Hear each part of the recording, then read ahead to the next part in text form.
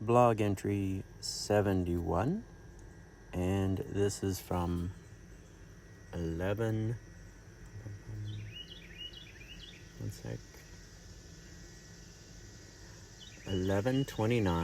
of 2022.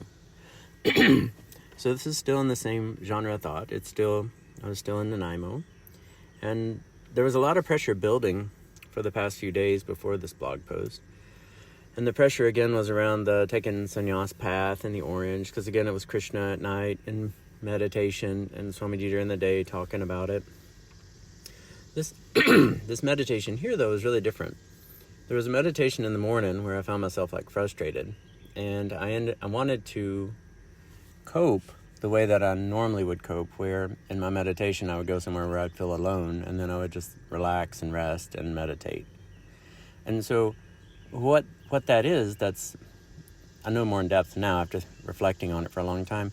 I would soul travel to a space that didn't feel like it was as populated as the other spaces in, when you transcend to the different planes and things like that. And I would spend a lot of time in those less populated places. But what the angels were teaching me here is that's still material. It's a higher material energy, but it's still in the material plane. It's not in the divine plane with Krishna. So around the same time that this growth and this transition, moving more and more away from the material mind and material senses into having all of your joy, bliss, and happiness inside come from Krishna, you have to give up even the subtle, even the higher vibrational material ways of coping. And so the soul travel was actually part of that. And I didn't realize that for the longest time. And so, what would happen is as I would try to drop into my meditation and go to those places that's less populated, the angels would just bring me right back to my body. And so this process would happen a lot. And I didn't really understand it, again, for the longest time. But basically in the moment, because the idea is time is illusion, right? So the future doesn't exist, the past doesn't exist, and all we actually have is the moment. So as you move closer and closer and closer to the divine with Krishna, more and more and more in the moment you stay. And this was like a really big challenge for me. And it was just really surprising and amazing, because my mind would go to all these places. My mind would be like, but I'm just soul traveling. It's not like I'm doing hard drugs or anything crazy. I don't understand. That's such a bad thing.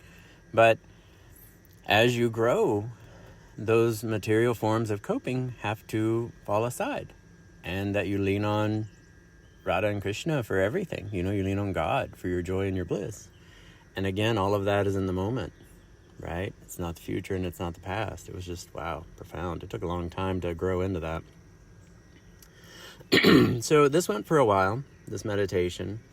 And I got overwhelmed during it, and there was a lot of fussing and things from me, mainly, during that meditation. But then when it got wrapped up, Krishna came in afterwards, after that meditation, and not understanding why I wasn't able to cope the way that I had been and things like that.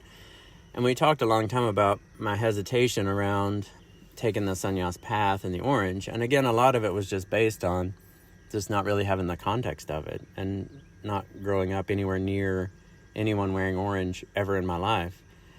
So I didn't really expect such a deep conversation with Krishna, but he reminded me that the guru picks the highest Krishna seva for the student in that kind of way.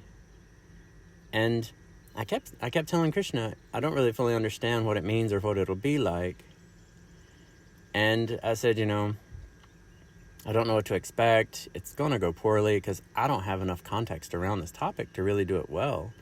And Krishna said that I would carry his heart with me, carry his heart, Krishna's heart with me through this journey of wearing orange and the sannyas. And I don't know, I just didn't know what to think about that. At first I thought maybe he was being a rascal, and just giving me a hard time just to have fun and playing jokes. But then I thought, it means it's going to be more palpable, like more presence, more consciousness, more of Krishna with me. And that's very much been the case, the second one. Like more and more of Krishna has been with me through this whole journey. He admitted that it wasn't really quite normal for someone to hesitate as much as I do about, as much as I was and as long as I did, about putting on orange and taking the sannyasi path and hanging out and talking with him as much in meditation. And I asked what would happen if I started it and then one day I just quit and I don't do it anymore, you know? And he just said he would be deeply disappointed and that it would bring a lifetime of hard karma, you know, which, I mean, I would kind of expect that, I guess. And the lifetime of hard karma, the disappointment thing, I was like, wow, that's kind of surprising. And yeah, it was just me growing through my being really naive on the topic. So anyhow, this day, after a series of days, because it was several weeks of a lot of pressure while I was there in meditation at night and pressure during the day to understand and grow towards the orange. So at the end of this day, I decided that I would give the orange path a go and that I would give the sannyasi thing a go because Krishna was asking me to, and he'd spent so much time and so much loving interaction with him about it, and he had given me enough context to understand it enough that I felt comfortable enough to say I would give it a try.